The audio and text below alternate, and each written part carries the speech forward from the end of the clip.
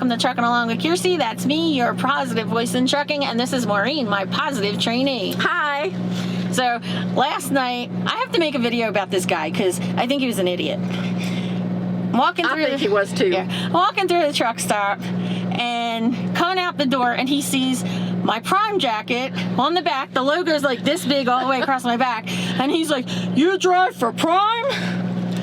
I've said this in the past where people say this stuff, and it's like, you know, he could have even said, "Hey, Prime driver," would come across as when more, people say, "You drive for you Prime?" know, I don't know, but and I said, "Yeah," and I could tell just by his tone that this was going to be like a "they suck, I'd never drive for them" type of thing, right? So I was like, "Yes, and I've been here 5 years and I love it. So now what do you have to say?" So he's like, "Well, they fired me and they owe me money." Now, this is something I usually hear lease ops say. Okay. Okay. But he was a company driver, He claimed he was a company driver, okay? And the reason I say lease ops say Prime owed me money is usually because when you read reviews for Prime, it's lease ops who couldn't control their money, couldn't control their spending and their variable costs, and then they lost money. Right. And then they blame Prime for it. Yeah. Yeah. And I've been told in the past that I sound like I'm bashing lease ops, and it's not that I'm bashing lease ops, it's that I want people to know what they're getting into. I don't agree with people going lease their first year. Right. Okay. Right. You said it. You said bang up the truck on Prime's money. Right. I mean, I'm a rookie. Not only a rookie to, you know, I'm a rookie all the way around coming into this industry. So I want to learn about the industry. I'd rather be a company driver to learn about it, because I know I've heard stories of people after they upgrade, this is the first time they're coming in, and they're leasing right away, and they say, "Well, I'm in the hole," because, you know, it takes a lot to manage everything that you have to manage your first year, because you're still learning. Just your time management, which gives you more loads, can take a whole year. Backing can take 6 months. Guess what happens when you can't back properly or you can't drive properly? You hit things. And as a lease op, if you don't do, if you don't handle and secure your loads properly, you're not just paying $2,000 for an insurance deductible. You're paying $50,000, $60,000, $100,000, whatever the load cost was. And we have loads that are millions of dollars. So if you don't do it properly, you're responsible. And I like to hear the story that she's going to complete, because I wasn't there when this happened last night, but I like the way she approached him, because she just right away, you know, put him in his place, so to speak. Continue. So, yeah, okay, I gotta go back to him. Right? So he's like, "Well, they owed me money. They told me not to tarp this load. It said no tarp required." I'm reefer. Okay? Now, I could be wrong, but I'm pretty darn sure, like sure enough that I have a video where I interviewed one of the flatbedders at Prime. So when he told me that it's Prime's policy to tarp every load, I kind of believe it. Right, I kind of believe that too. You know, and one of the reasons is that I believe it's our policy is that we charge more. Right. We can charge more. It's an incentive for them to pay us more, to say we are going to secure your load even better. That makes sense, right? Right. Yeah. So he tells me, "Oh, and it was untreated lumber." Yeah, I mean, I would know you have to tarp that, right? But, you know, this is a man. I'm a woman. I'm not supposed to know anything about this kind of stuff. He probably didn't get verification in his QCOM either. He claimed that in the load assignment it said no tarp required. Now, I've had situations where it would say you can't drop a produce load at Walmart. Okay? As reefer, we're not supposed to drop meat or produce. But I know there's a particular Walmart at Wintersville, Ohio, that yes, we can drop it. But guess what? Even though I know I can drop it, every single time I deliver there, I message my fleet manager and say, ask the sales or the planners, depending on what your company is, ask them if I'm dropping this. because I want it in writing. Exactly. I would too, yeah. And not only am I protecting myself, but I'm protecting our fleet manager that way. So if he's told by his higher up, go ahead and do it, nobody can come back on me. Okay? So this guy's like, well, I didn't tarp. And he's just rambling. And then he starts saying he's coming up US 65 to take his PSD student back to Springfield to test. Now, my first route that I took her on was US 65. Oh, I remember it. It's a curvy, hilly road that goes through small towns and traffic lights and stuff. And in the middle of the night, it can be scary. Yes, it can. Okay. 2 o'clock in the morning, it can. Yeah, 2 o'clock in the morning. Okay. When it's daylight out, it can. Yeah, it's still scary to a new person, right? So he tells me his student was too afraid to drive this road. And so he wound up driving on her hours. He was on his way back to Prime. So where he kind of told me he was swapping out, I'm going to say is about 3 hours away. Okay. And it was 2 o'clock in the morning. So he's like, and they fired me. Oh. And my dispatcher didn't even have enough guts to call me and tell me himself. They had somebody else do. And he's going on and on and on and on. He's like, what do you think about that? Oh, don't ask Kearsey what you think about that. I was like, I would have fired you too. And he's like, what?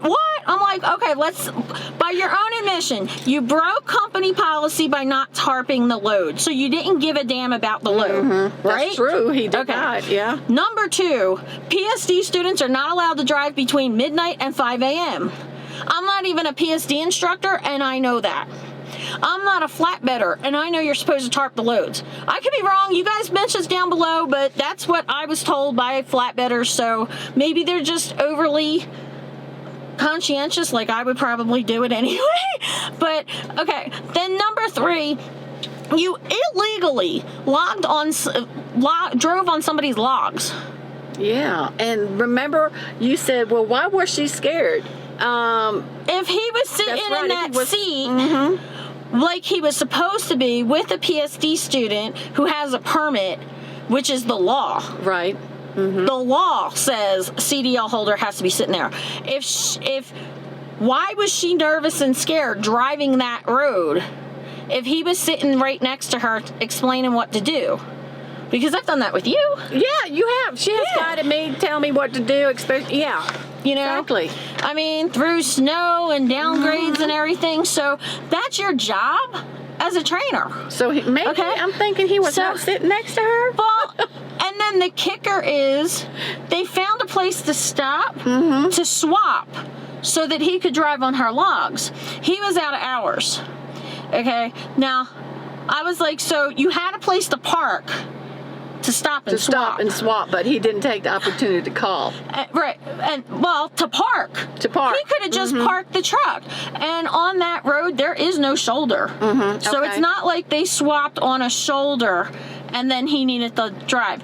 And as a trainer, there is a difference between she says, oh, I can't get into this parking space, and I go and back up on her logs.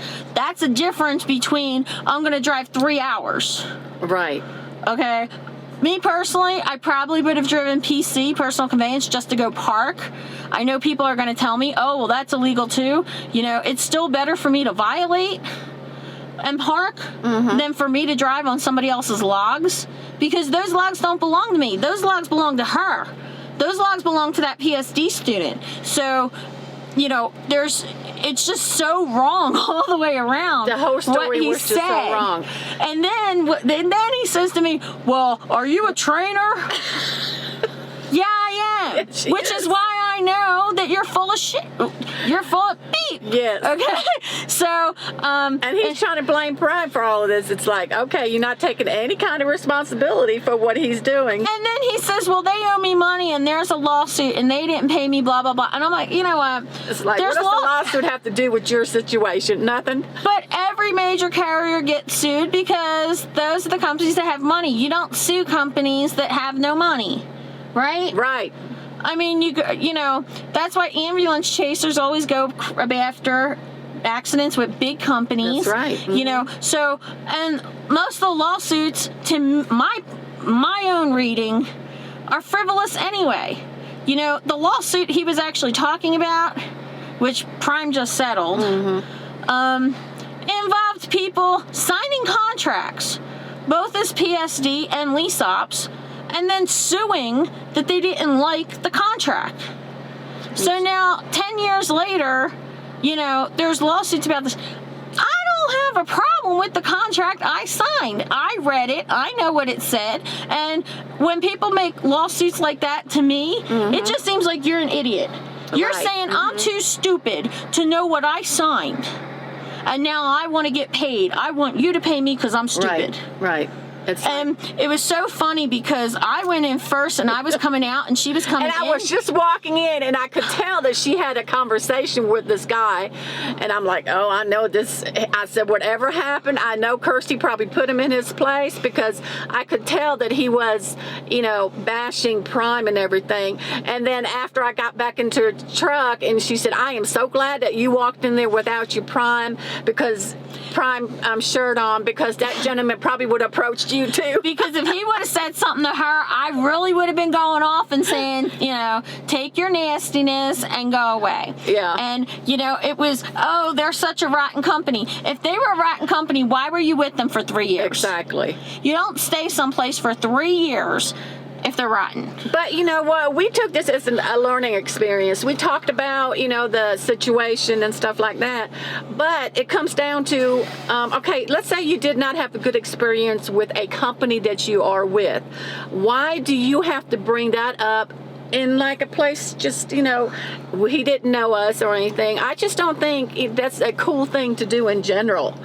And I was just walking by. You know, I wasn't standing there conversing him, and he wasn't saying to me, hey, I just want to warn you about something. It was aggressive. Yeah, he was still aggressive about it. So. You know, I mean, I've had people say to me, hey, don't go lease.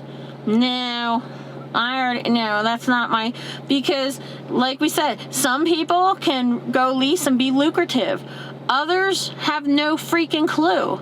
And if you don't take the time to read and understand that 20-page settlement, you're probably going to be losing money somewhere. Yeah. You know, but that's on you. All of this is personal accountability. It is. Know what you're signing. And it's, you know, but it goes through all of trucking. You know, like I've said in the past, and I've said to her, she's probably going to hit something. I'm going to try my best right now to prevent that and get her in the habit of. She's doing really good jobs watching her mirrors and everything, but you know, it's really easy to just make one mistake. It is to get distracted one time. Yes, and I have an example about that. The other day I was in a truck stop. Remember that truck stop I was in? With the snow? Yeah, with the snow, melted snow. There was a big mountain of melted snow on on the left side. And yes, obviously I was not paying attention, because when I made my left turn, luckily Kirsty was sitting right next to me. She said, oh, watch that snow. You know, yes, it really, I mean, it happened, you know, and those things do happen. I mean, I was lucky because had she not been next to me, I probably would have damaged my skirt, I believe. Probably would have damaged your skirt. But things happen just like that, I think. Yeah, but you know, like your first 6 months after you really get used to driving the trailer like that, you kind of get past that rookie stuff.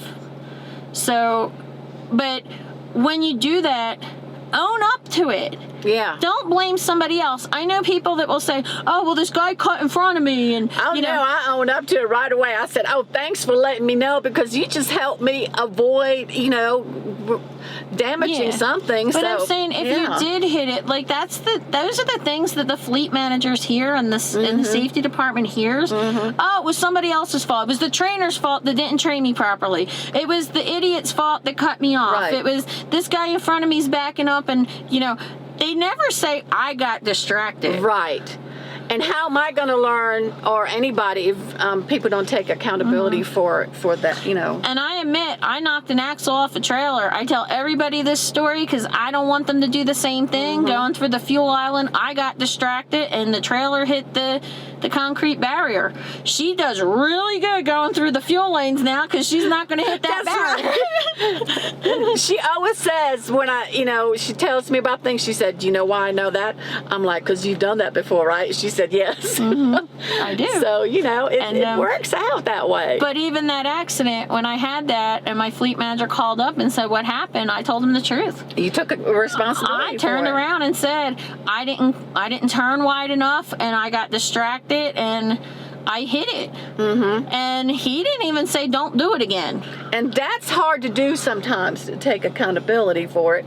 But you have to do it. You have to take the accountability for it. And I'm proud of her for doing that. Especially when you think that you could get fired for something like that. Because she had just started out being solo, right? It was a month out. A month out. So I thought that was pretty, I was proud when she told me about that, because not only did she own up to her fleet manager, but she has the guts to tell me about it as a trainer, because I put it on YouTube. and put it on YouTube because she wants me to learn from her mistakes. I mean, that's what makes her another one of the reasons makes her a good trainer. But you know what I really enjoyed? I enjoyed like a year and a half later when I took my first student. Yeah. And I asked our fleet manager, I said, do I have any bad habits you don't want me passing on? I need to know this. And he says, nope. And I said, well, you just mean don't have the accident that I had. And he's like, you had an accident? I'm like, in the beginning. He's like, I was like, you don't remember? He goes, no, remind me. No! I'm not reminding you. If you don't remember, I'm not getting you mad all over again. But he was disappointed. I felt like a teenager that took the car out without permission and got caught. Right. And my head was hanging down. I was like, oh, I'm sorry. And I thought I was getting fired. But, that's something you have to learn, too, is Prime takes everything on a case-by-case basis. Yeah. So if you do something and you admit it and you're new and you're willing to go into training. Right. You want to learn more about, You're willing to go take safety classes or go back into training even with the trainer. It might suck. But if you jackknifed the truck because you never drove in snow before and you did it when you were solo, and Prime says to you, hey, instead of just firing you, we know you never drove in snow, you're trained in the summertime, we're going to give you a chance to go out with a trainer. Take that opportunity. Right. Because you're not going to be able to go get a job someplace else. It'll be really hard for you to do that. Right. And I've heard people say, oh, well, if you roll over, if you jackknife, if you blow over, all this stuff. And they really do take it on a case by case because, like, which is good. Somebody like her who has no accidents, no tickets, no critical events, when she does hit something, knock on wood you won't, but, knock on wood. If she ever does hit something, it's not going to be the same type of situation as somebody that's getting critical events all the time for speeding or taking curves too fast or getting tickets, backing into stuff. So they're going to take it case by case, which is one of the reasons that I really like Prime. And to somebody that had bad experiences with Prime, all I can say is there's always two sides to a story. But that guy's story, he was talking to the wrong person because I know too much about this company and about what happens, His story just didn't add up. And he was shocked. I said, I would have fired you too.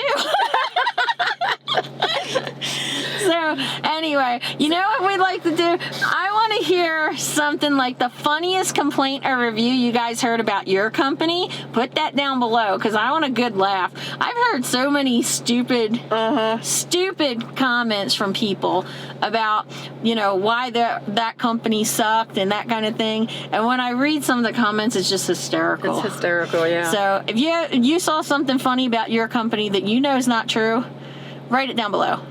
And like, comment, subscribe, ring the notification bell, and we thank you so much for watching us. Thank you. And we hope to see you out here trucking along. Bye. Bye. See, you're so cute.